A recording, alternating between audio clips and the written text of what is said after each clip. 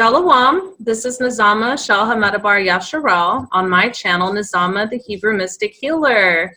I'd like to go ahead and give a quick shout out to my 3D kin who are scattered to the four corners of this earth realm, the 12 tribes of Israel. Shalom and love to you all. I would also like to give a shout out to my cosmic kin who are scattered to the 12 dimensions of this universal egg matrix. Shalom and much love to you as well. And as always, I would love to show some appreciation to my viewers and my subscribers. Thank you for watching. And if you have not yet subscribed, please do so now so you do not miss out on any cool upcoming material. And don't forget to hit the notification bell. So I have a very special guest here with me today. This is, just turning off my phone real quick, guys, so it doesn't make any more annoying alarms again. I apologize. So this is Suzanne Bishop. Suzanne is an amazing psychic, clairvoyant, and medium. Hi, Suzanne. And I've had the personal pleasure of actually doing an exchange with her of services. And so I am pleased to present an interview with her today. She's going to be discussing her services. She's also going to be giving a background on who she is and how she's come to the point that she has in her spiritual path. And so I'm really excited to have her here today. How are you doing, Suzanne?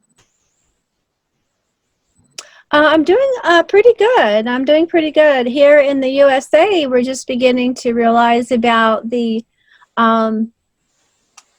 weirdness of the virus, the coronavirus. And so, you know, there's not a lot of fear here, but that's kind of been on my consciousness a little bit, hoping that people are not affected in a negative way about it worldwide, but especially in my country.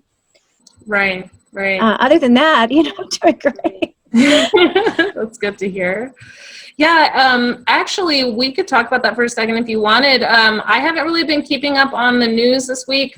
I did hear that there were some people that were quarantined, if I'm not mistaken, that had traveled internationally, and that some people actually did come over who they claim actually have the virus, but I haven't really kept up on it. I try not to get too sucked into it because I feel personally anyway that it is basically too, I know it was constructed ahead of time because I actually had a Facebook friend of mine that sent me a book yesterday. I can't remember off the top of my head what it was, but they actually illustrate how they were going to create the coronavirus ahead of time. And this book came out in 1981. So this is a constructed virus. Oh yeah, I totally align with that. And also, my thinking is that it might be in alignment with the vaccine and why we're getting vaccines. I think that if people get the virus, they're trying to subdue us like they do with fluoride. It sounds paranoid, but I think it was created,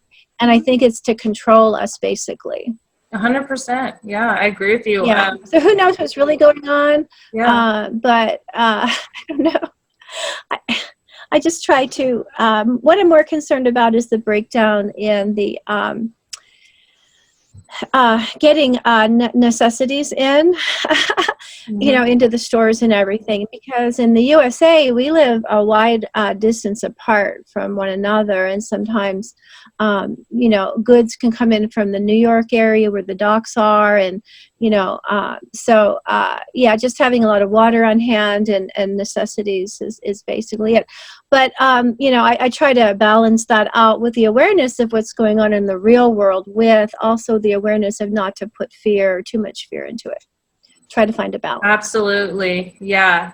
I feel the same way. I feel like on one hand, we do need to be prepared, you know, for survival and as we talk about sometimes, like, I haven't really talked about it on my channel yet, but I intend to, but off-grid living as well. But like you said, like, we have to be careful. There's a balance between being prepared and understanding how to survive in a state of urgency versus living in a state of low vibrational fear, which is something that, you know, we try to keep us in. Yeah. Absolutely. Well, it's my grandma from Norway coming in usually with my preppy, being a prepper, you know, because if you look at the entire world historically, even before we became modern, people had to really look and look at their surroundings and see if they did need to seed more crop for the next year, or it's just a general awareness. You know, when I say my grandmother coming in, she was a big one to make sure that, you know, common sense would be there, and then also just kind of an awareness. Absolutely. To prepare, basically. Absolutely. It's an intergenerational thing.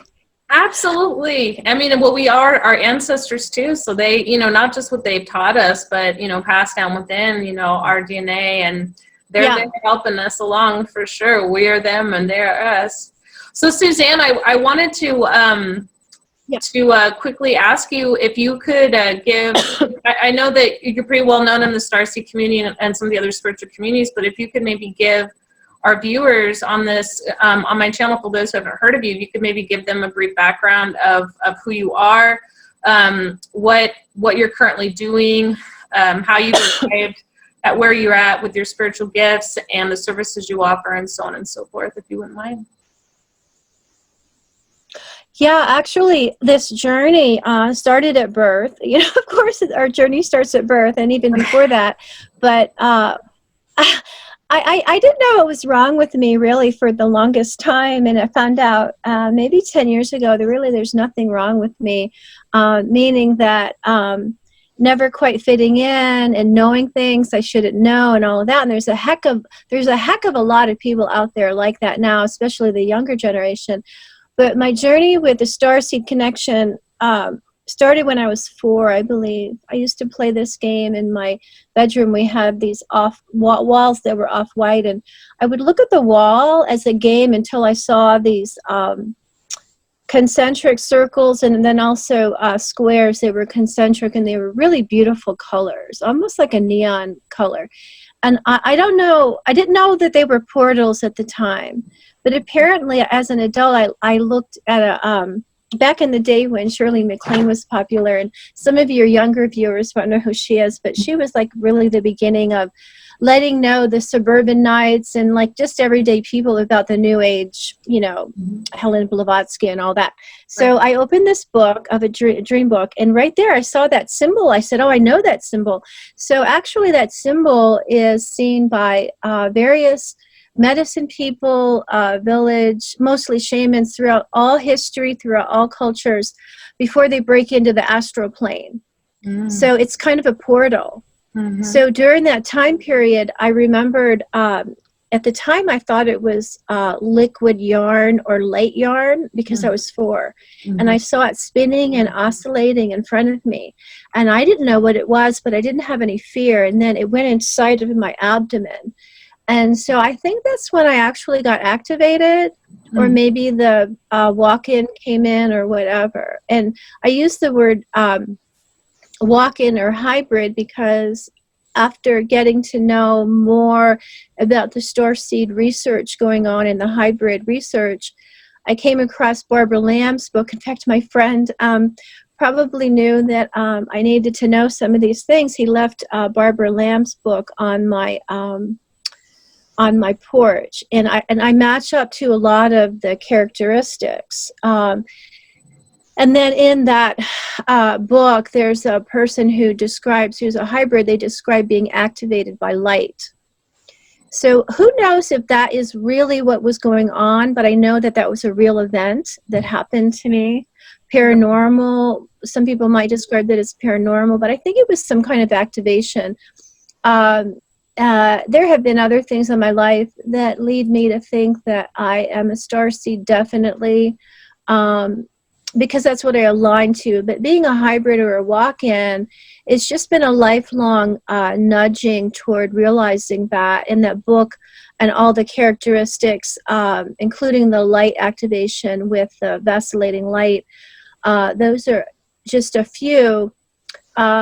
I've had various mediums tell me, and then people who were channeling say that I was a walk-in. So I don't know, there's something going on when there's a pattern, when various intuitive people or mediums, or even in dreams, you have a pattern or the same thing coming in. To me, it's meant for me to think about that. Right. And so, yeah. and so that's how I began in the Starseed community, even though there wasn't a solidified community. Like, Right. I became the type of person, my personhood or my experience in life was shaped, I think, from the age of 4 until now, to live the life as experienced by a starseed or hybrid. I don't know if that makes sense. No, it does. Yeah. But, So that's when it began. Okay, perfect. That That's when it makes began. sense. Okay, but if you could maybe clarify for people who are unfamiliar with the term walk-in, or if you could explain how, if you associate yourself as both a walk-in and a hybrid simultaneously, or if you could talk a little bit more about that, just so people can understand where you're coming from. If they're not familiar with the terminology, I know you and I are, but there might be some people out there who are not, and maybe that can help them understand a little bit more. Absolutely. To me, a hybrid, from my own personal experience and then reading about it through researchers, including Mary Rodwell too, and there's many other researchers, a hybrid is someone who has been either through direct contact, like the mom going on the ship and then being somehow the embryo being manipulated, or even having intercourse with an ET, where there becomes a produced of a hybrid. And the way that the hybridization is carried out, it seems to be different according to the different races of the ETs. And one of the ways is through the light activation. So whether I'm a true hybrid or not, I don't know, but I certainly shifted in a way where my intuition probably became very upgraded. My DNA may have been somehow changed in a way. My life mission became very clear even at the age of 4.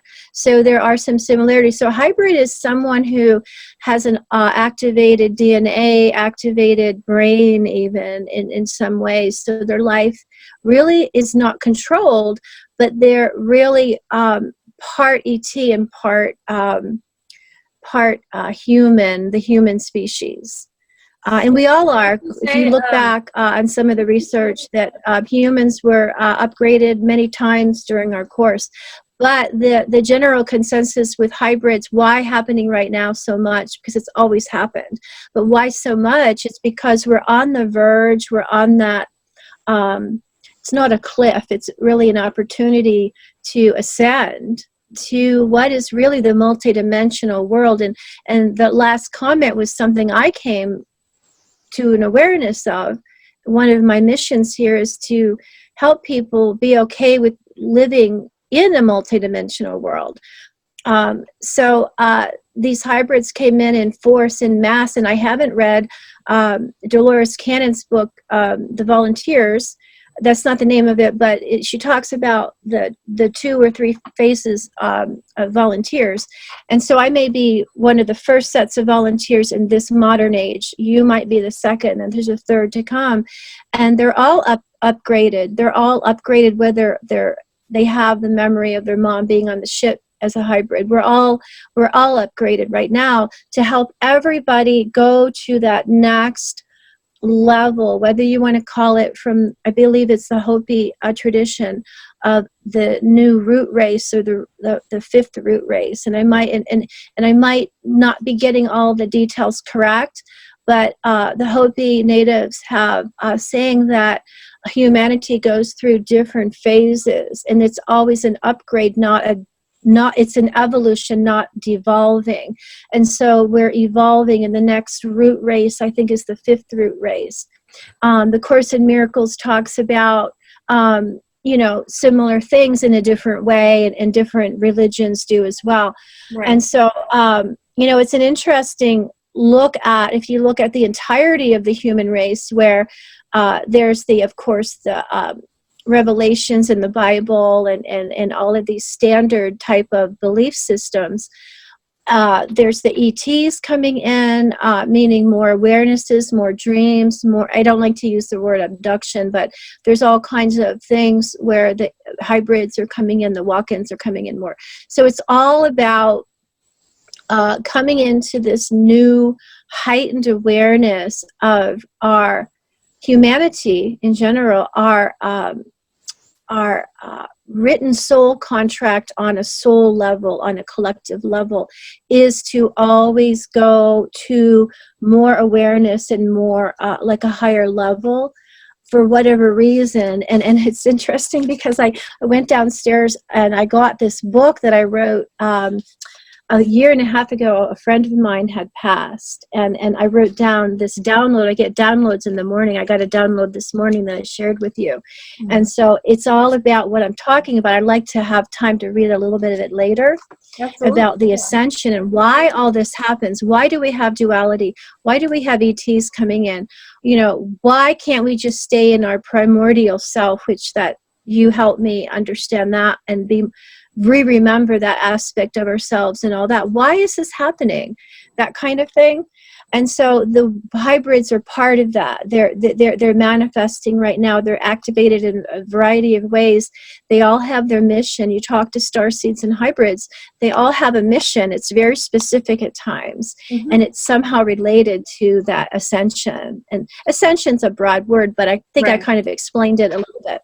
Yeah. Would you say, Susan? And the walk-in too. I mean, the walk-ins are a little bit different, where it's actually a case where the person, it's within their soul contract as too. The hybrid, it's within their soul contract, and with the walk-in, it's within their soul contract to either pass away, and at the moment of passing away as a child or a baby, a soul steps in. It could be their split apart soul even, you know, right. But another soul just steps in.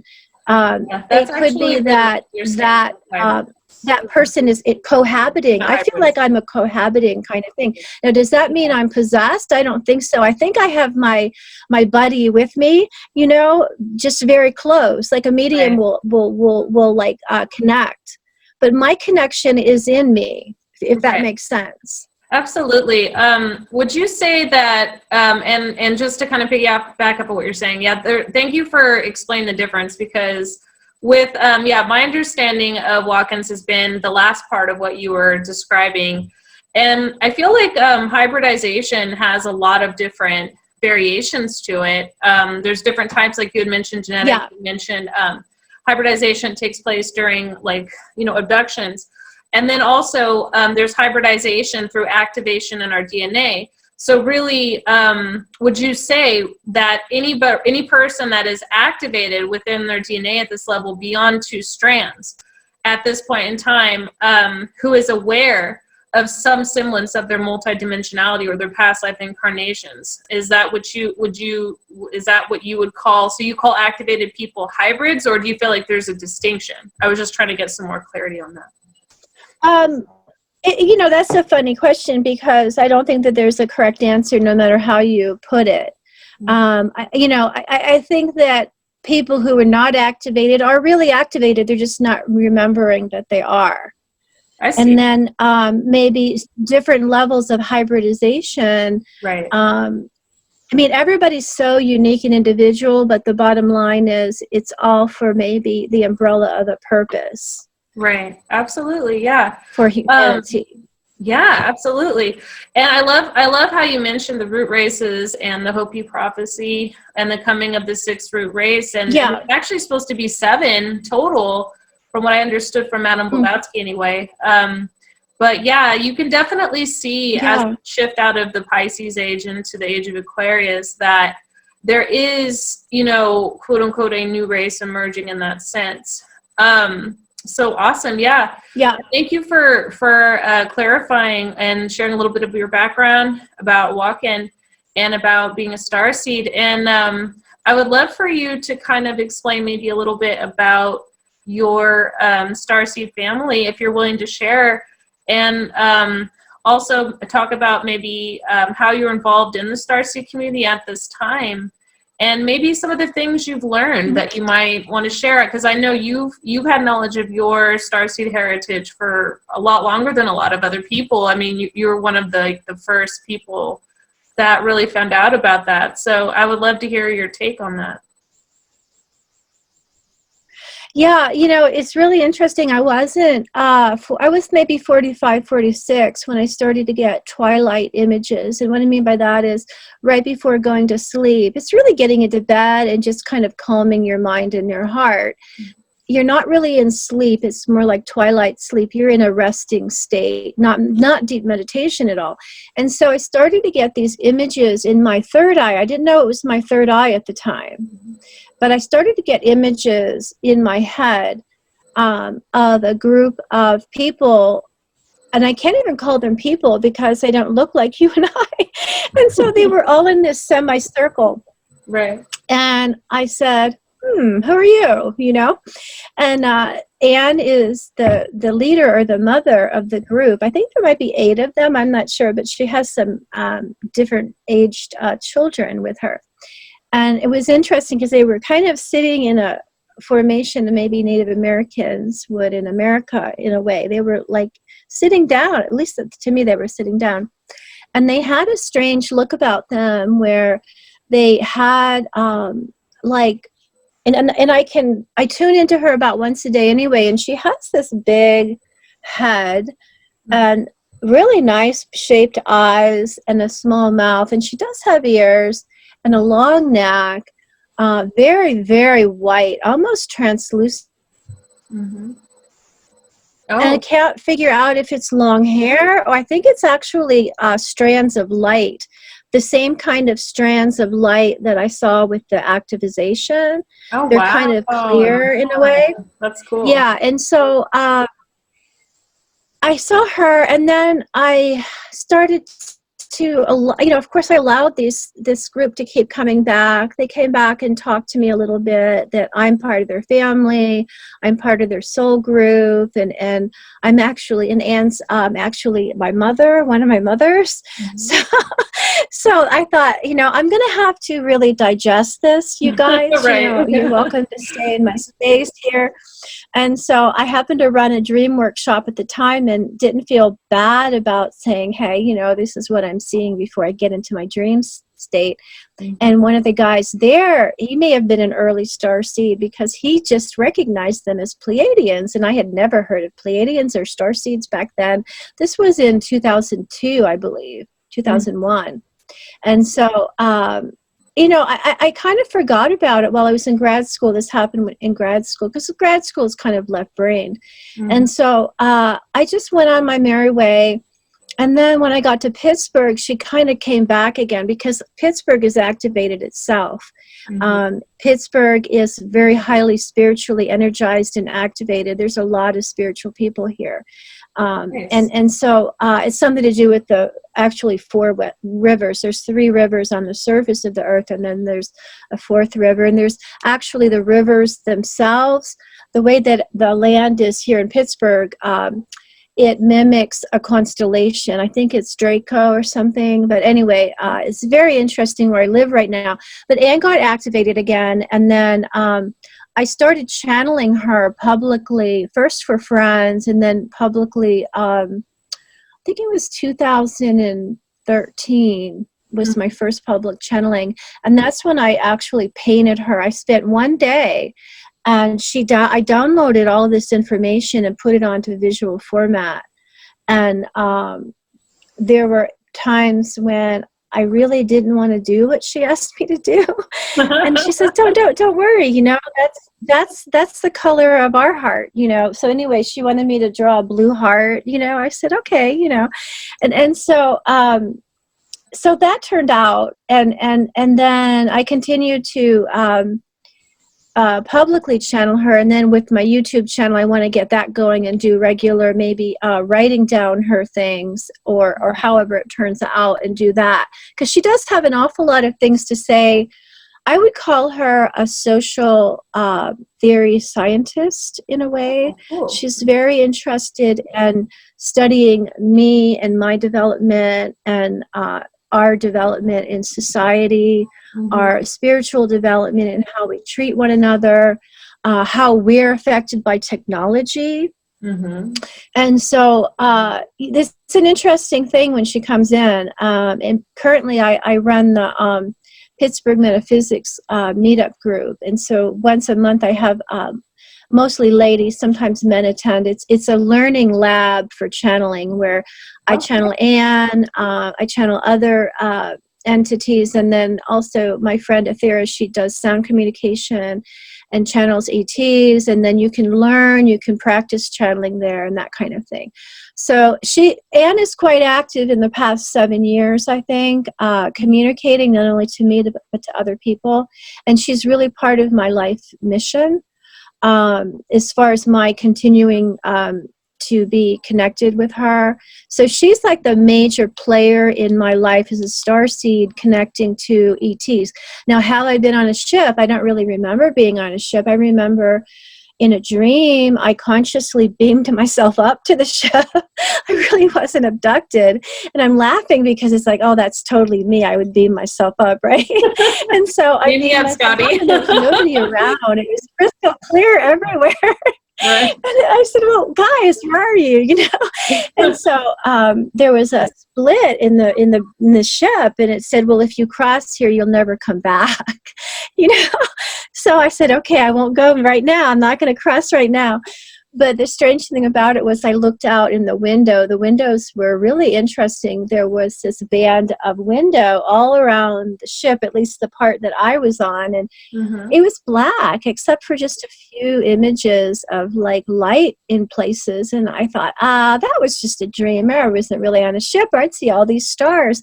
Well, I go onto Google imagery to check it out. And apparently you don't see that many stars when you're in space. It depends on what part of space you're on. And plus, the spaceships, they don't come here normally. They come through portals, wormholes. They come energetically. They get through the rip. They come from other dimensions and all that. But anyway, you know, like I'm laughing. I've never really been abducted or been on a ship as far as I can remember. But Anne is really important to me, and I run the Star Nation group now, which is a support group. I do my own research into highly intuitive people and starseeds and things like that. Suzanne, can I interrupt you real quick with a question? Else? Yeah, sorry. No, that's okay. Yeah. Now the ship, were you in the 4th dimension of astral travel, or do you feel like you were in a higher dimension when you were on the ship? Because I know for myself... I don't know. I know for myself that I agree with you what you're saying, because I feel like there are no ships coming through the literal 3D space the way people think, because we live under a Taurian dome, so they're actually coming through star portals. And I feel like most of the people who call her the ETs are actually extra dimensional. They're not really coming here in 3D. And so to me, I feel like people are going to have more stories, such as yourself, where, you know, you're communicating at these higher dimensions, usually during astral travel, like during the dream state. And so people may come back thinking, oh, it was just this crazy dream, when really they were actually, no, they were visiting at that dimensional level, you know? So I was just curious. Yeah. And I also equate it to the heavenly realm too, because I think that the ETs are just, they're just like us. They've just been around a lot longer. And so my whole mission on Earth is to welcome everybody, including my ongoing developing self, to actually living in a multidimensional world with the 4th, 5th, 6th, all up to the 12th and the 24th. So, you know, it can be scary at times. It shifts our languaging. It shifts our emotional state. So no, that's why the ETs are very gentle, and they've been throughout most of our history coming and going at a very slow pace, because, you know, none of them want to alarm us, you know, or mess with us. Really, they're not allowed to. But we are going into with the Aquarian age, we're going into the ability to really grasp and experience multidimensionality. It's always been with us, but our DNA and our makeup, our emotional makeup, our brain makeup hasn't been up to the task. Well, also I feel like we're in a much we were in such a low density that with the Iron Age, because you know, you think of iron, you think of a heavy metallic. In fact, iron is actually repellent for a lot of entities or beings. And so iron itself is a very like almost anti quote unquote spiritual type age, whereas we're very much insulated in that. You know, we're not having access to these higher dimensions. So as we transition to the age of the water bear, which is actually the Bronze Age, but then again, it's getting a little less dense, right? So we have more access to like the fourth and fifth dimension. So definitely, and higher. Yeah, I agree with you. It's that denseness. Yeah. Yeah, absolutely. But yeah, back to what you were originally saying. I'm so sorry to cut you off. I was just interested in what you were saying about the ship and the dimensionality. And so I apologize. So back to what you were saying when you were starting to talk about your interactions with the Starseed community. And I apologize. I didn't mean to cut you off. Oh, no, that's okay. I can ramble. I'm a rambler. I am too. I ramble. It's directed rambling, I directed. But. Yeah, I was gonna say you're not going off topic. You're streamlining. You're streamlining. So I don't see. I am. What is the word? My writing is like that. What is the word for that? Stream of consciousness. Yeah. Right. Stream of consciousness writing. Absolutely. I do that too. Great. Yeah, no, sorry. So yeah, continue what you're saying about you're talking about some of the people that you came in contact with in your initial journey, like as a Starseed within the Starseed community. I think that's where you're going with it. Well, Anne's the primary one right now. Right. There is a man who came in when I was getting a healing from a woman in Tennessee. In this community, there's a lot of mediums, and sometimes we don't know, did we get an attachment somehow? So we get a tune-up once a year, and we go to this woman, Lisa Dawn, in Tennessee through Skype, and she removes anything that has to be removed. Right. Well, after she got done with me, I said to her, I said, well, how many weird things did you pull out of me? She goes, I didn't pull anything that was negative out of you, but I did pull out of your abdomen. An abdomen, isn't that funny? I did pull out of your abdomen a huge ship. And at first I thought, is she talking about a spaceship? What is she talking about? But I think what she was talking about was like an old-fashioned ship. Like not a cruise liner, but like a ship. And I had a past life where in this lifetime I'm still resolving that because of negligence or just being not with it enough, I hit an iceberg or something and all the crew had passed on it, and I ended up losing a leg. And so maybe that's what that was about. But after she got the ship out of my abdomen, an ET popped in, and I don't think he was Arcturian, but there's a lot of Subturian sub-races in Arcturus. Right. But he definitely had a very Arcturian look about him. And I said, oh, where did you come from? And he said, well, I couldn't get to you because the ship was in the way.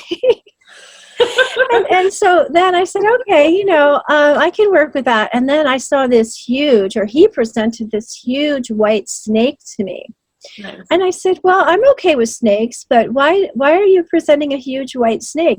He said, well, that's your medicine for yourself, and also it's medicine that you can use for other people.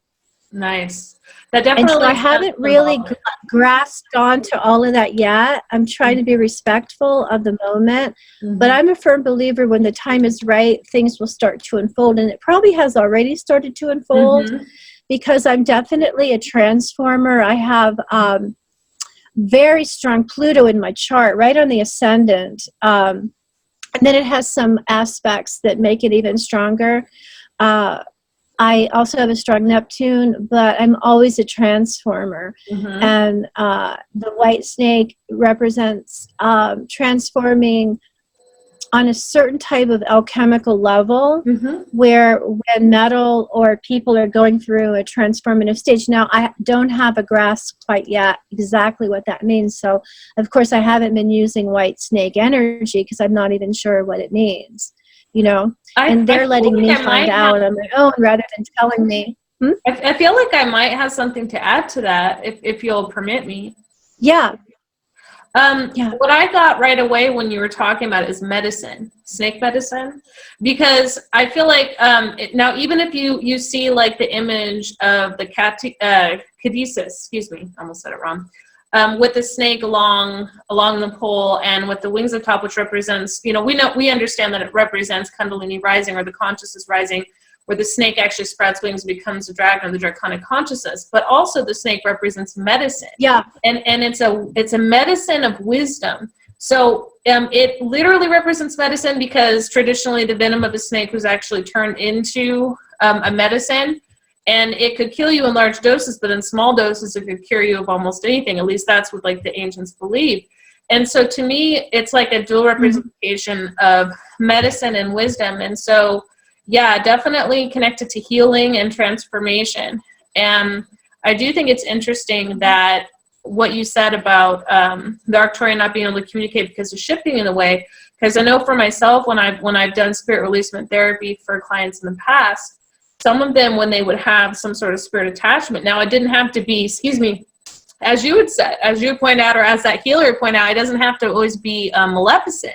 It can actually be something that is lost, or it can be drawn to you just at an energetic, at an energetic point as well. There are disembodied or maybe a trapped memory. It could be a trapped memory. Exactly. That's a soul memory. Exactly. Yeah. There's so many, or soul fragments. It can be soul fragments of others as well. Oh, definitely. It can be like a number of things. And so that, I've had them myself. I've had clients that have had them. And so, yeah, when we have these attachments, it can block us. So then when we get those removed, all of a sudden, it'll be like we'll have access to information or abilities or experience a level of freedom that we have before once that happens, for sure. And it makes sense, because I've had clients say that like they couldn't hear their spirit guides, and then all of a sudden they could. Or they didn't have access to their self. Or like complete personality shifts. Sometimes attachments can actually alter somebody's personality and their habits to a really great degree. So that made perfect sense to me when you were saying that. And I think it's cool, because it's almost like it's also representing different levels of activation within you too, like different constellation activations as well within your DNA, like Palladian and Arcturian. So I find that to be really cool, and and thank you for sharing that. Please continue.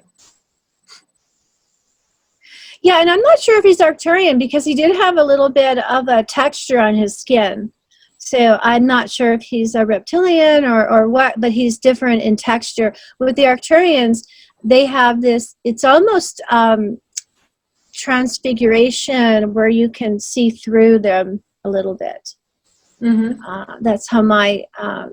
That's how I visualize them in my third eye when Anne comes around, or visualize her in dreams or anything like that. I thought I was a little confused, because you said Arcturian before, but then you said Palladian. So is Anne Palladian or Arcturian? I was confused about that, because you said both. No, Anne is Arcturian, but the man in the dream workshop hadn't heard of Arcturians. I see. Okay, that's why that's what I was confused about. Because he was thinking that the wispy hair was not light but hair, and they have long hair. Well, I feel like there's so he thought they were Pleiadian. Yeah. Well, I feel like there's a lot of misinformation about a lot of the races, because people just have this idea that they only look one way, and it's like there have been so many incursions. There's different sub-races. Oh my gosh, yes. Yeah. And I've seen the ones you're talking about. Yeah, I learned from Mary Rodwell that there's over 60 grays, that we know of. Right, and yet people like that lumping. I know you brought that up earlier on Facebook. I think it was a question that popped up or whatever. But yeah, like there is this tendency to lump. Like I've had people, like when I've shared pictures of readings I've done, like channeling people's akashic records, and someone will be like, well, that's not what that species looks like. And I'm like, they don't all look the same way. Like, yeah, I just let it go. It's like, I don't care anymore, because I don't know. One thing I learned at the age of almost 64 is I don't know anything, I know what I experience, I know what I integrate, but that's about it. That's all we all have different akashic records, and I think it's beautiful to talk to people and find out their different akashic records, because then we can put it together like a mural, or like a mosaic, and your picture.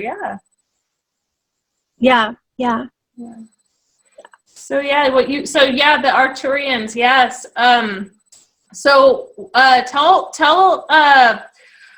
Is there anything you wanted to share, like on the interview, about anything from the Arcturians, or is there anything? I know you said you wanted to share something that was channeled a while ago, or just feel free to share whatever you feel. Yeah.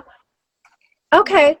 Okay. Well, about Anne, she and the Arcturians, of course, themselves, they're gently helping us through providing information for us to come to our own conclusions. And it's all to do with our eventual becoming light beings. Mm-hmm. Not every race or not every, there's the sovereignty within the soul group, what they want to do. And so the higher and higher up you get, and it doesn't mean that higher is actually better, it's just that there's less duality, there's less, it's almost like growth, for, like a seed, you know? And so our future as humans along our soul contract is to become light beings. And so Anne is a soul sister or soul mother to me being incarnate right now on earth, to help myself along, to help other people along with first recognizing that we are multidimensional. Welcome to the multidimensional family of thousands of ET races, thousands and millions, probably millions of ET races of different universes of the heavenly realm, getting closer to source. All of it is within the multidimensional living in a conscious way, not just in the environment of the dreamscape or psychedelics or anything like that. So yeah, so back to Anne, I have a painting of her. I have some things over here. Sure. Yeah. So this is actually her. It looks like she has a lot of hair, but that was like when I painted that large picture of her, and she looks very elf-like. Mm-hmm. But she does have those ears, and she has kind of like more white skin, but like kind of blotchy. And that hair is really light. And it's in the larger painting, more precise. Mm-hmm. This is, I think, an Arcturian. I did that in art therapy. Mm-hmm. And the beginning of one. And then this is just something I did in art therapy too. It's just a little sketch of like. They definitely look. Yeah. Yeah. So the basic thing for Anne and the Arcturians is they send a lot of love. It kind of feels cold in a way. Mm-hmm. They have emotions, but not like ours. Right. And so they're really our future selves. Mm-hmm. And they're still learning. They seek knowledge, and they're still learning. And so they're learning from us too, because one thing that I learned from Anne was at least her subset or her race of Arcturians, they have lost an aspect of themselves that we have within our heart center. And so they're able to observe it. They're scientists observing us, not coming down and infiltrating anything, because they respect our own sovereignty, our own freedom of choices. And so they're observing us, and in their own way, I think they do it through light and sound, in their own way they can upgrade their own emotional system to see what they like about us, the joys, like the high joys, and they miss that in themselves. Because as you ascend, you do lose some of the rawness or the richness. And so they can design for themselves a tweak. They can tweak themselves. So they're not taking any of that from us individually. They're observing us taking notes the way they take notes, and then they're tweaking their own emotions. Right. Because we really are fantastic human beings the way we are. We have our emotions can really be lit on fire. You know, our imaginations can go in all different wonderful places, and they have come to a point where they feel like they're boring to themselves at times. So maybe even having a little bit of the unexpected, you know? Right. Because as you get higher, you lose some of that duality. So kind of, do you feel like maybe in a way they're almost living vicariously through us by observing us? Do you kind of feel that way, like to some degree? Like They're not living vicariously through us. They're observing at this point. And one of my missions of coming here and being activated when I was 4, or the walk-in part, was that they are observing very closely myself. And I find that interesting because the way that my brain is, I just happened to have brain trauma when I was a fetus. And I work mostly entirely from the right brain, which means my emotions can be unregulated at times. Right. I'm diagnosed bipolar 2, so I do have that extreme up and down. I've had 5 clinical depressions until I get a handle on how I, in my unique way, absorb the environment, especially negativity. And so they are actually observing me. I upload at night to them. So they're downloading this information, but it's a symbiotic relationship of research, basically. A visual when so I volunteered as part of their soul family to come here, you know, and they're learning a lot firsthand from me, but they're learning firsthand from scanning the way that they scan. They don't even have to leave their domain where they are. They can scan and scan collectively of what's going on with our wars, with our music, and they take their notes. And so since you're part of the soul family, do you feel like part of the reason maybe that you walked in to this particular avatar may have something to do with them wanting to observe you at that level, like with some of the conditions that you have physically and chemically and stuff like that? Do you feel like it might be? It might be. I have a host, or I'm a host for not a negative entity at all. When I'm in therapy right now, and when I was in talk therapy, we talked about when I was about 9 or 10, I went through a real bad period. I think I was depressed, and my parents were worried. And I don't know if there was some kind of trauma involved with that. I was just not myself. And I ended up becoming involved with the art teacher, and I think she was actually an art therapist. I ended up as an art therapist too, by the way. But back then, I would see her in school once for an hour, once a day, and she was a psychologist, I think.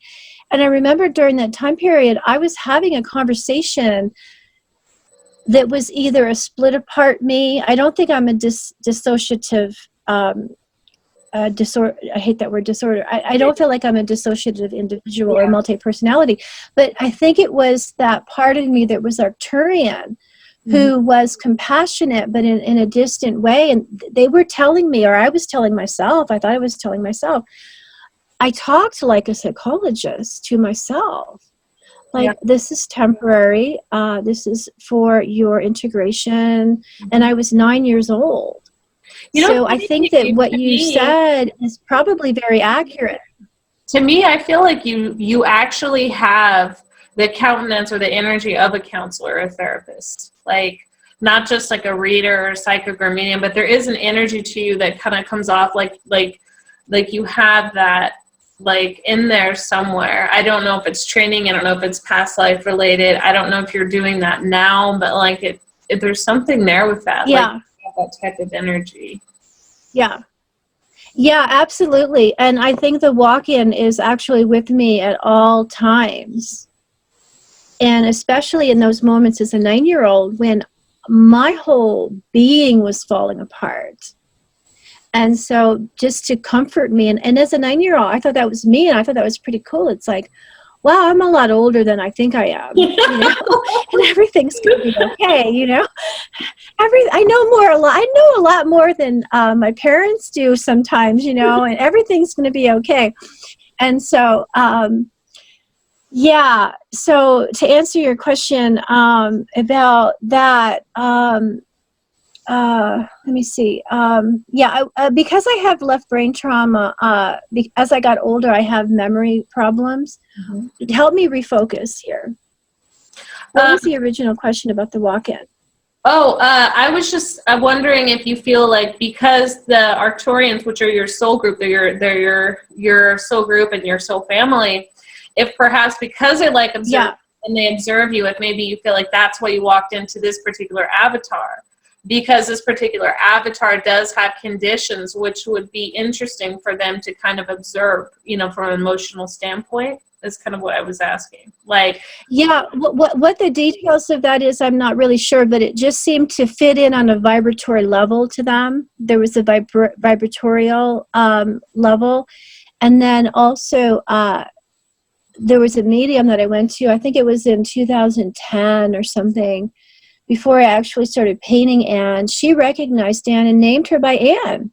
wow. Named her by Anne and said, she told me everything that I already knew, Amazing. which made me buy into that she was really tuning into something. And she said that she didn't go into detail about what I just explained about the walk-in and about analyzing and doing research based on my experience here. But she did say that Anne chose my parents to have me have this experience, and and as you go into the higher realms, there's an innocence about you. And that's what I do bring across, not only the counseling, there's an innocence, and there's a point blank trust that happens. And, yes, so Anne just, saw these two people, and she said, you know what? She could only see the good in them. She couldn't see all of the complexity of what the crappy stuff that could have unfolded, And so, but she wanted me to experience some of that too, but not to the extent. And so the medium said, Anne felt really crappy about, by the time you were 5 or 6, it's like, oh my God, what did I get her into, And so, but it was like, it was all good, and I'll have to find out when I pass. The medium said when I pass, I'm going to turn into this light, and it's like a fireball, and it's going to shoot up into the stratosphere. It's going to shoot up. So I thought, oh, cool. I'll go back into a cocoon of light, and then shoot up multidimensionality. I do feel like I don't. It's strange. I don't resonate as a fellow starseed. Like, I resonate with that more than I resonate with the concept of people having contracts to keep coming back. That doesn't resonate with me. Like, honestly, like I know deep down when I pass, I'm not going to come back here. And so that actually, now I'm not saying I'm not going to come back here ever, although I don't wish to return to the third dimension anyway. So for me, like, I have that internal knowing as well that I'm not coming back. I'm leaving. But so I wanted to ask. So I wanted to ask you if you could maybe explain some of the, just because I know that the internet, like I explained to you, the internet here kind of lags in Egypt, and I want to make sure that we cover like all the important stuff and make sure people get a good idea of some of the services you offer, how you're connected to the Starseed community, so that if anyone's interested, they can reach out to you. I know you were going to share your download, and I'd also like you to talk about some of the services you offer as an artist, as a medium, and a psychic and healer. And if you want, you could actually, you don't have to, but if you wanted, I see my my portrait there in the back. You could always use that as an example if you want. I don't mind. You're back there somewhere, if you don't mind, I can bring it up to the screen a little bit. That's totally cool. And about my services. No, please continue. I didn't mean to cut you off. Go ahead. I know there's a lag, so I apologize about that. Oh, no, that's okay. So about my services, I'm basically a counselor. I'm a spiritual counselor. That makes sense. And I'm an ordained minister under the Melchizedek order, which is I'm like legally trained. I'm a trained therapist as an art therapist. So, I utilize spiritual counseling as a framework for everything I do. So my modalities are Reiki Master Teacher, also past life regressions, mediumship, and also the art that I do, mediumship quality portraits. And so within a framework of spiritual counseling, basically.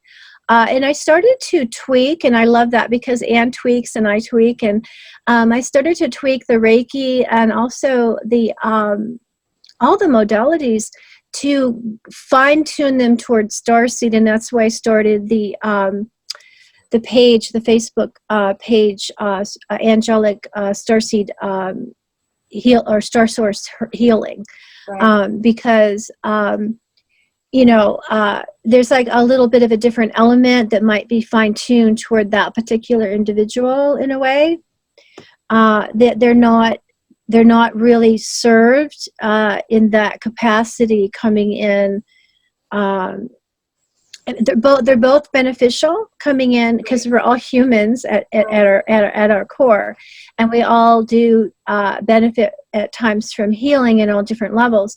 But to fine tune and tweak it towards Starseed is an option now, I guess, is the best way to put it. You feel like it makes it a little more like multiversal, where you can kind of reach out to a larger audience to help a larger audience people? Because I know not everyone in the spiritual community is in the Starseed community, and not everyone in the Starseed community is in Right. some other spiritual communities. So you feel like this gives you a little more freedom to kind of help a larger group of people, basically.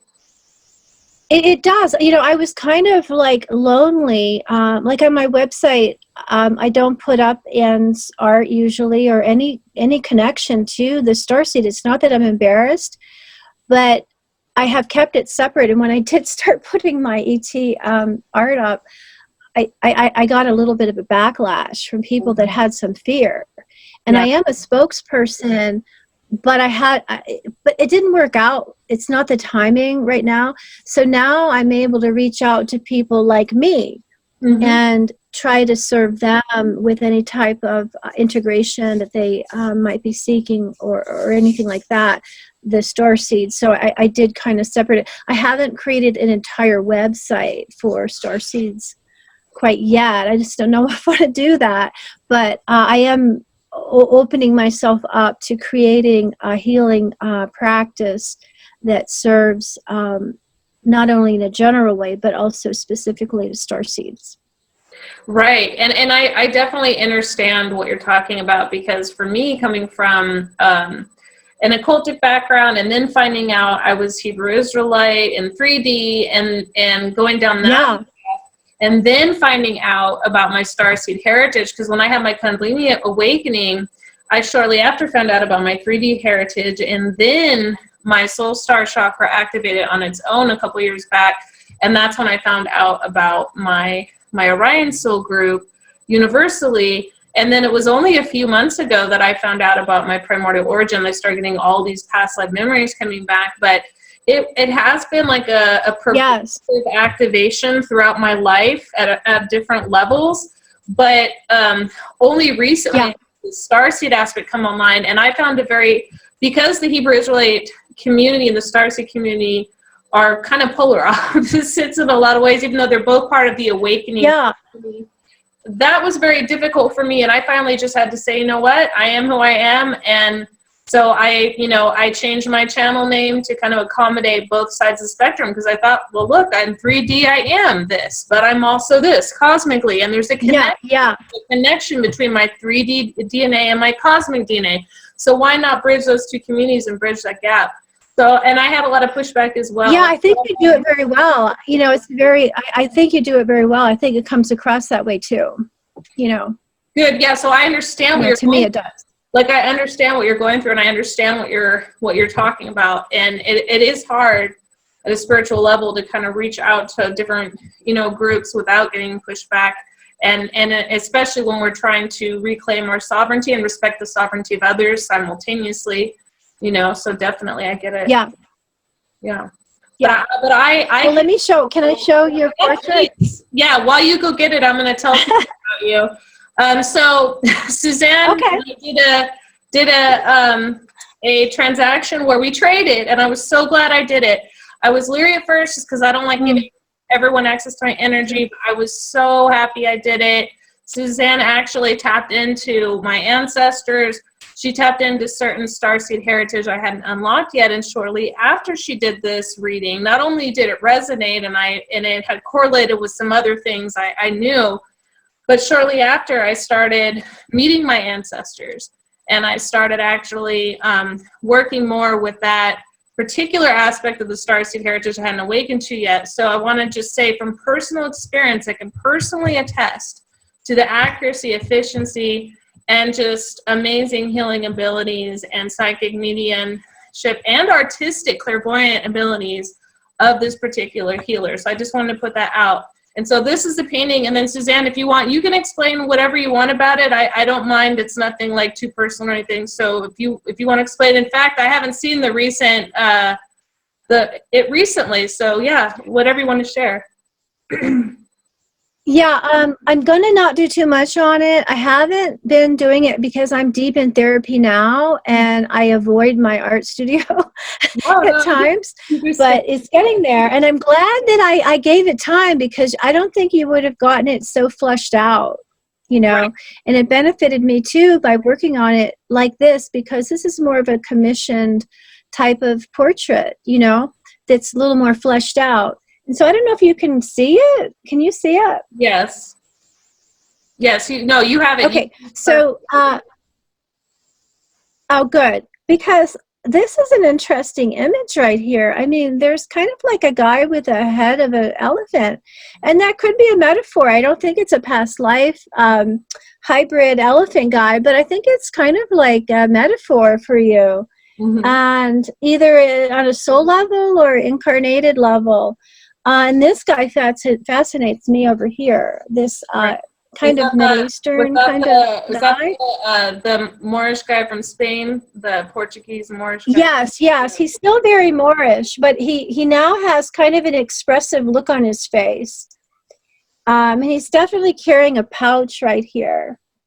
But interesting, yeah. Yeah, how it all unfolds with these spirit drawings is that the watercolors themselves kind of drip and drool and land where they want to land. And I can see on there. And then the client and myself see things. Yeah, I can see like some rainbow colored crystals, and I can see some scales. I can see the reptilian eyes. You definitely captured that.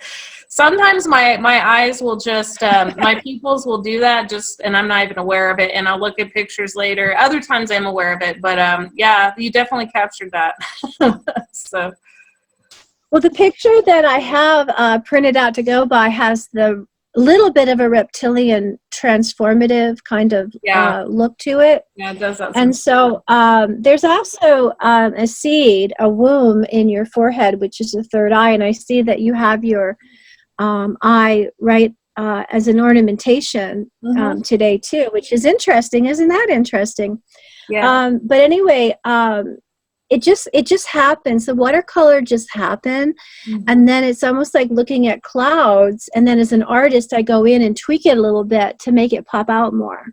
Yeah, I see. Being real careful. I feel like you captured the rainbow aspect in my aura, and also the violet, and also like a magenta color as well, and lavender. Nice. So that's all pretty accurate. I didn't know that. Yeah. That's wonderful. That you have a rainbow aura. That's wonderful. I do now. Now that happened after an activation about a year ago, because before then I was violet and lavender, and it actually activated rainbow later. Interesting. Yeah. Interesting. Cool, it's good.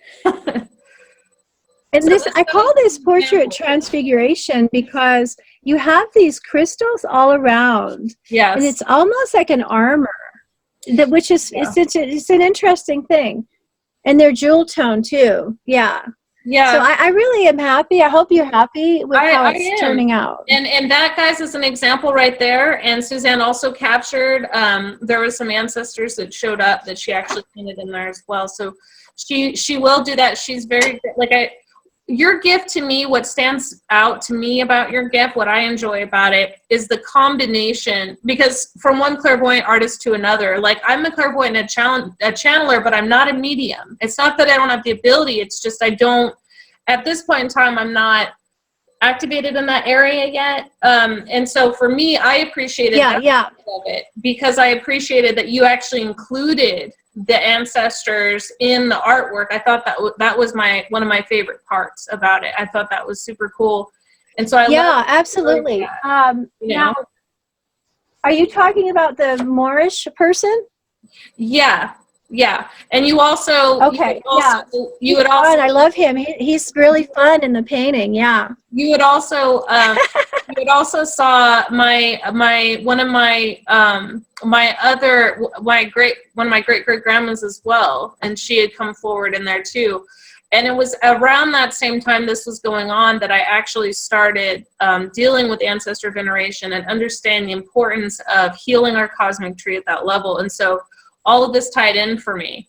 So that's why I was pointing that out, because I loved that you were able to merge mediumship and psychic ability with your clairvoyant artwork. And so I think that's what makes you unique as a healer, from my perspective.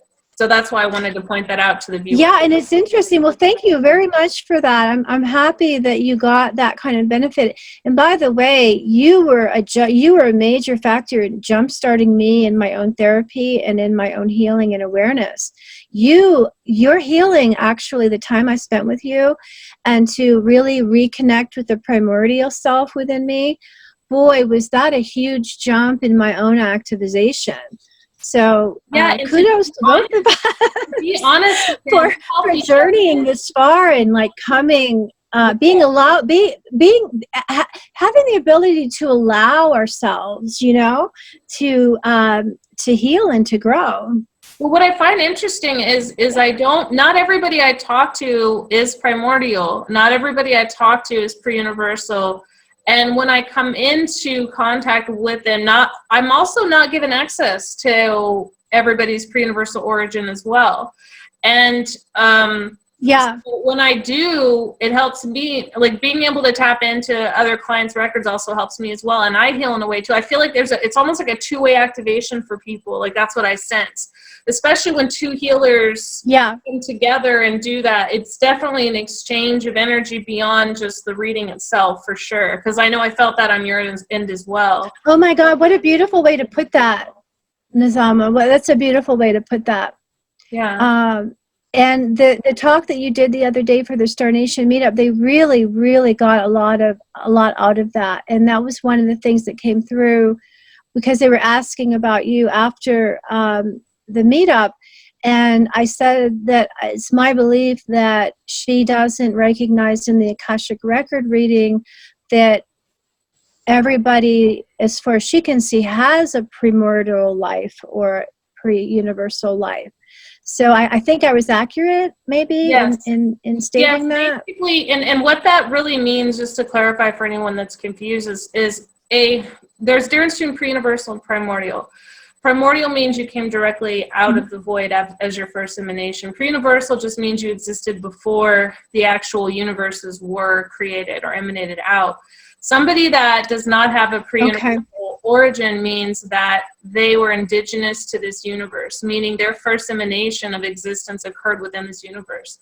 Now, other people did not come out of the void, or they were not soul stars, but they might have started in another universe as their first emanation, and then they migrated to this one. So that's what I mean by it. I mean, each of our akashic records are so vastly different. That when I say on my channel it's like a fingerprint, I mean that. I mean, everybody, it's not just our starseed incarnations, it's not just our origin points, it's our individual incarnations, it's our ancestor. I mean, it's so unique and it's so beautiful. And so that's why I tell people, true sovereignty is just embracing who we are at our cosmic tree level, because even though we all go back to source, we all have different trees.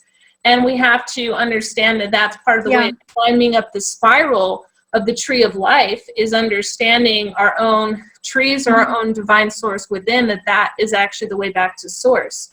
So for you, you had a pre-universal origin outside of universes. You're an older soul.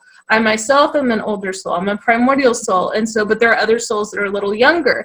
And there are souls that are old, but that they started another universe and came over here. I'm also starting to see that there may be parallel universes as well, people that have parallel universes. So it gets really fascinating. And the more people book with me and the more client readings I do, the more I can see. So that's why I try to encourage people. It doesn't just help them. It helps me kind of do research and put it all together. I'm sure for you, you've ran into that as well, doing readings for people, being able to see the bigger picture And I know for you, like Oh my gosh, yes. to all of that. So yeah, you know, and I feel like it helps us. Yeah, I really align with that. But try to think about writing some articles too about what you're talking about. Yeah, Because I'm I gonna think actually that is helping activate things. I'm gonna start a, what is it called? I can't think of what it's called off the top of my head, but I notice people are doing it more and more. It's a type of service where people pay a small amount per month and they get like, they're privy to information at a different level, and now I can't remember what it's called, but it's a certain website. Oh yeah, yeah, yeah. It's yeah. I do know what you're talking about. I forgot it too. I can't think of the name either. Yeah, Patreon. Yes, Patreon. Yeah. So I'm going to start a Patreon account, and so I will be doing things like that on there, and it will be very affordable. Nice. I'm going to have a discussion with my higher self about what exactly I'm going to charge, but it will be very, very affordable. And so I will probably save stuff like that in actual more detailed breakdowns and more healing and light languages and activations and things that are a little more on a higher level, that are more for people that are more than just actual YouTube listeners, for sure. Now, I want to focus on you. Yeah. Your views on you. Now, what are the different services that you offer? You mentioned the art, you mentioned the healing. What else? Because I want people to really, and guys, I'm gonna include at the end of this video, if you go down the drop menu, you will see links to Suzanne's different websites and her different links to her business where you can contact her directly. She also has a group that is a Star Nation support group too, so I'll drop that down as well. But go ahead, Suzanne, because I want to make sure that people know exactly what you're able to do, and so they can seek you out directly. Well, basically, in a nutshell, you know, it is spiritual counseling and empowerment too. It's all about that. With Reiki healings, Reiki Master Teacher attunements, past life readings, teaching channeling, doing channeling, mediumship. I do tarot. It's not for fun. People benefit from it, but it's kind of lighter than all the others in a way. It can be kind of heavy. And then also I'm starting to do more and more research. So that's basically my services, I guess. Yeah. I don't think I'm leaving any out.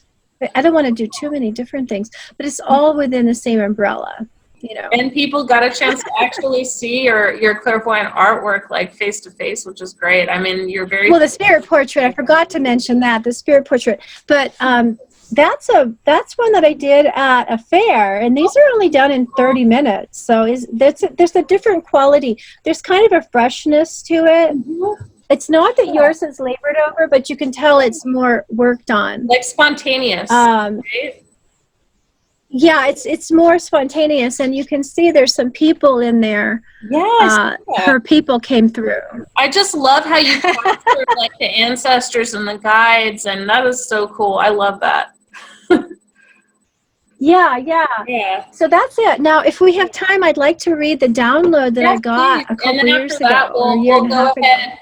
Yes, please. And after that, we'll wrap up. Please share. Yes. So I have this little book that I happen to have near my bedside in case I get these downloads. I feel like I have to write them down. My friend who started out as a client, he had lost his wife from cancer maybe about 7 years ago. And he's trying to cope with it. And so I became a spiritual counselor medium for him. And after a while, we became friends, and he became a research subject. And we did all the things, like I met his family. He's like 78. I met his family. I had informed consent forms. I met his grief therapist. So it became part of a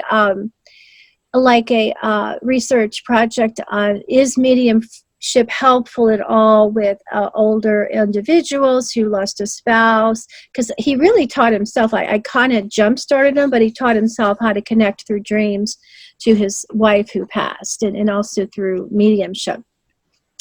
And so he's the one that came in. I had gone to his wake that evening to say goodbye after he passed, and then I came home. went to sleep around 9. And this is usually how it goes when I wake up in the morning and I get downloads.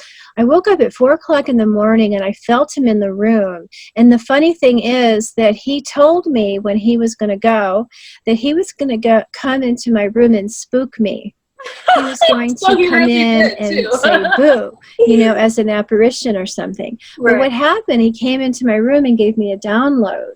Nice. And so the download goes like this: consciousness and duality. And how I know this is him or a higher spirit speaking to me is it because it has a sing-songy quality to it. It has a rhythm to it.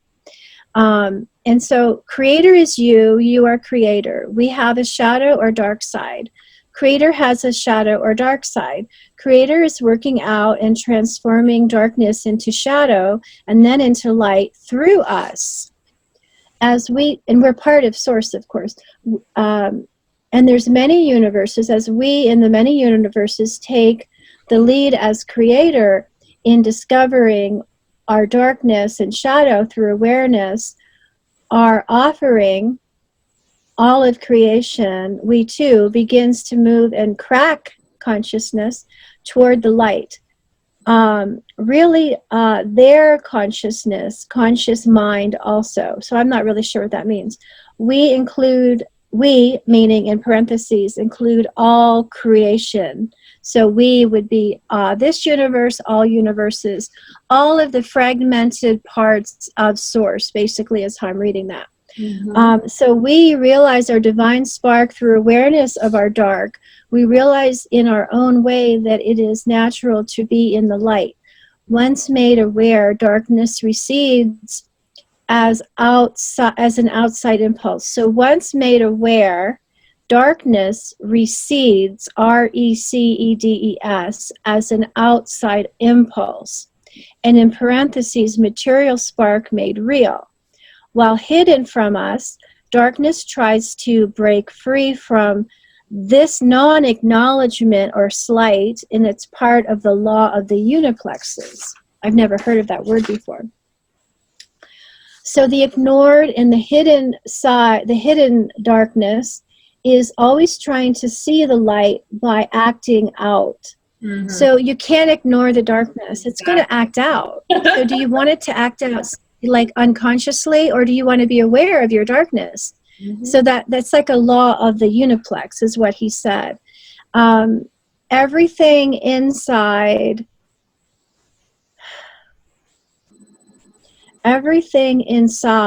internal, not manifest yet, wishes to break free by living in the material world. So that makes sense with the manifestation idea of make it real. Start acting and living as if it's already there, kind of thing. So everything inside of us basically will eventually burst out of us, somehow. And so it's impulse or desire, basically.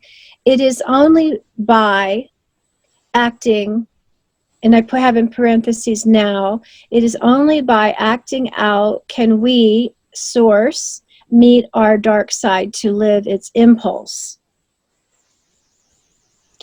But to have awareness about the hidden dark side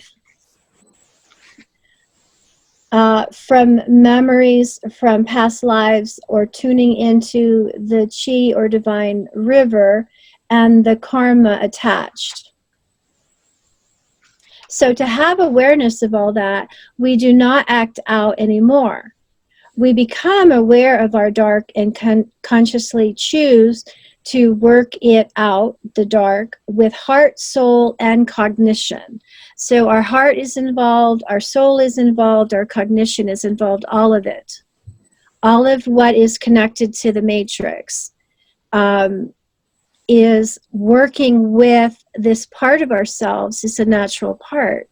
But when we squish it down, it has a life of its own, because boy golly, it's going to be noticed, right, kind of thing. Well, I feel like this and so it can act out in all different ways. Like this resonates with me a lot, because I feel like as a collective, all people at this time we're the shadow is surfacing. And you can see this in the media. You can see this expressed in 3D in the physical sense of the word. If you just look at archetypes in the collective consciousness, like look at, like, for example, Santa Claus, now all of a sudden you see Krampus running around. Or you look at Maleficent, for example, in the media, and like that whole process of her going from a villain to then the anti-hero to then the heroine.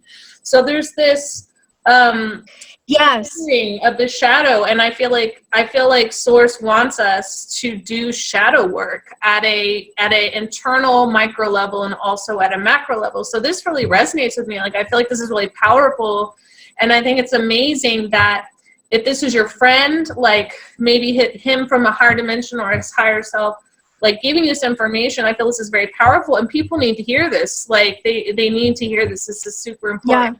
Yeah. And thank you for sharing that. And it's funny. How do you feel about it? Like what came to you like when this was channeled? I said to myself, I was kind of laughing internally.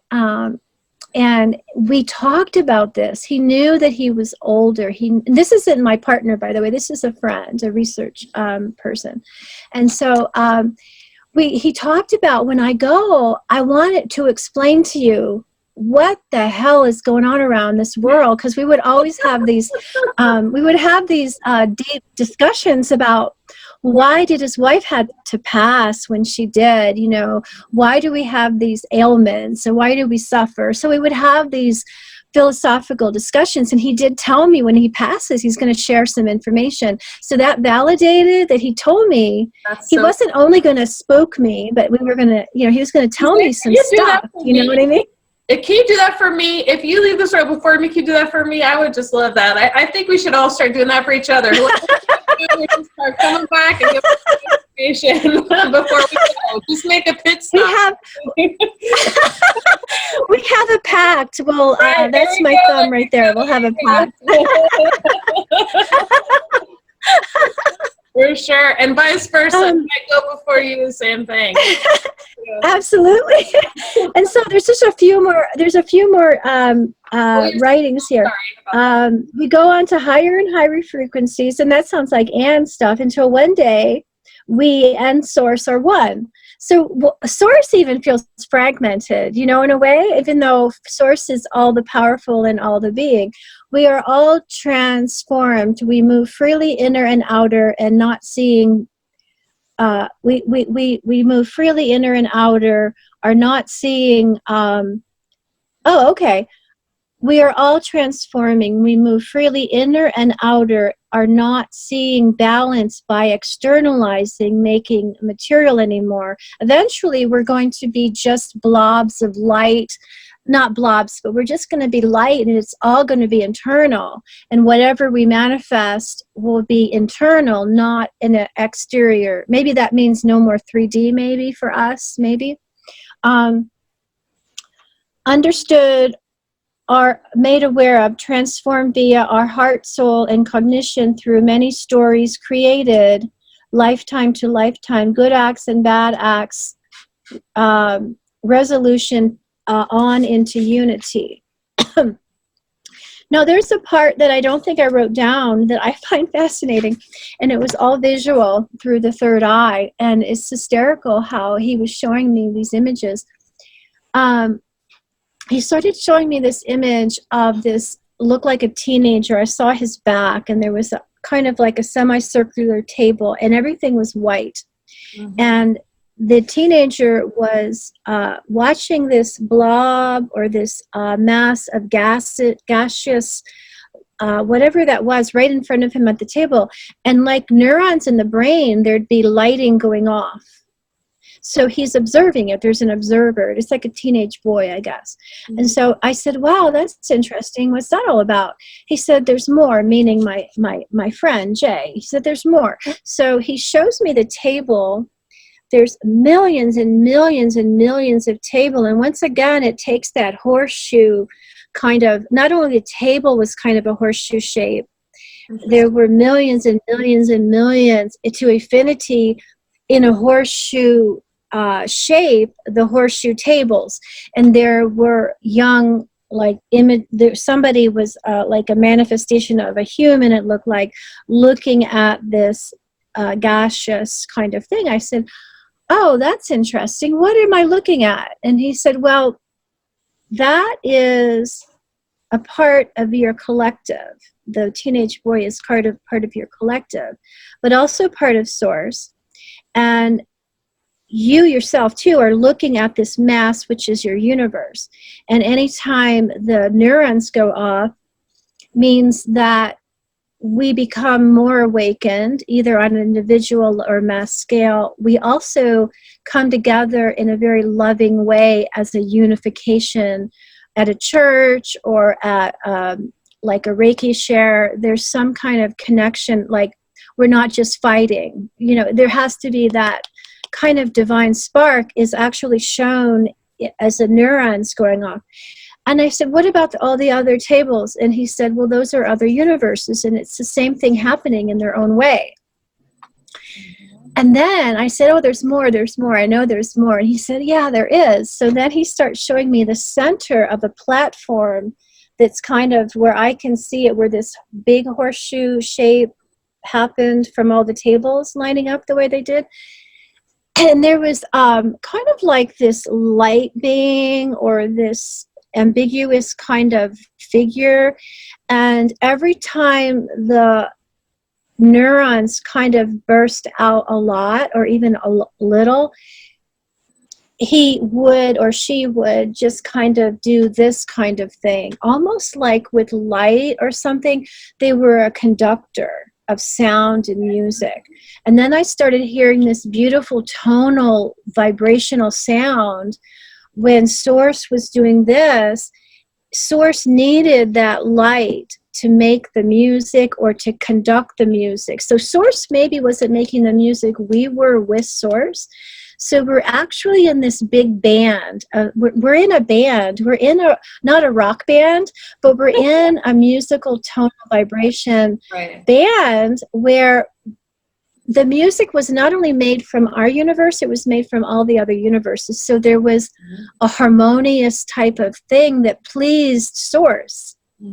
That Source could actually manipulate that and create a work of art out of it, or healing maybe. See, I don't know the purpose of all of that. I'm sure all of this suffering and all of that wasn't for just Source to make music, but I'm not understanding what music is according to Source. So I don't have all the information. But I thought it was hysterical. I thought, oh my gosh, Jay, you know, this is really something I have to paint one day, you know? But so we're all making music together, you know?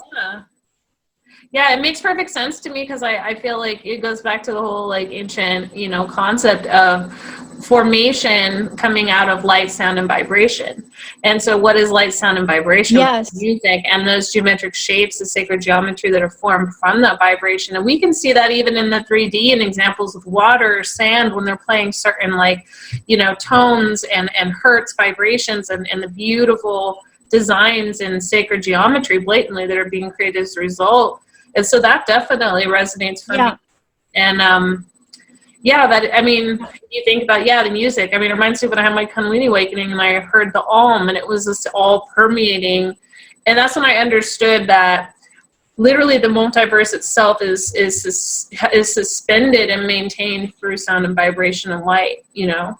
And so it's pretty powerful. Yeah. It definitely resonates. Yeah. I think I think it's amazing that you received this information. Have you shared it in any of the groups yet, or written an article? I feel like that would be really. Not really. I had to tiptoe my way, like usual. Like how is that going to be perceived? But like in I think it was a Star Nation group. We had a meeting and we were talking about sound or something. I think it was at my house, so I grabbed my book and I said, "Oh, look, what do you think about this?" You know, and so I haven't really been out there too much with it, but I want to paint it and I do want to write an article about it because I think it is kind of fascinating. And I just had a realization, Nizama, that with the horseshoe image. Now, the ETs with Anne, when they first appeared to me in my third eye, they came in a half circle like that. Yeah. So I find it interesting that the table formations into Affinity was in a half circle. Maybe kind of like a horse shape. With your more eternal geometric structure, you know, because if we all in the sounds like it. You know, like I feel like in the 5th and 6th dimensions particularly, there is a lot of geometric shape and movement and light in that regard, like the way light bends in a particular dimension. And I know for myself, especially like when I'm in between sleep in wake states before I astral project, as I'm coming out through my third eye, I'll see like the geometric shapes, and you can see that whole other layer to reality. And I do believe that we each have our own, I like to call it a mosaic, but like our own sacred geometrical structures, like at our multidimensional level, you know, for sure. And so that is cool that you get. Like, are you saying that each one of us is a matrix within the matrix? And in a way, I mean, if you look at our brains, like our own brains, our nervous system is shaped like a galaxy. You know, our lungs are shaped like trees. We have in us the universe itself. We have a universe, I call it an innerverse inside us. And remember, as above, so below, as within, so without. So everything projected outside of us is really already existing within. And that's why, like, when I did that video on sovereignty, I talk about how important it is at a collective level for us to respect the boundaries of other creators so that we don't get in the way of co-creating. And that even if we're not collaborating, like, we're allowing ourselves all to play the role, because, you know, just like in a body, you know, that the universe is the body or source is the body. You know, they give this example in the New Testament.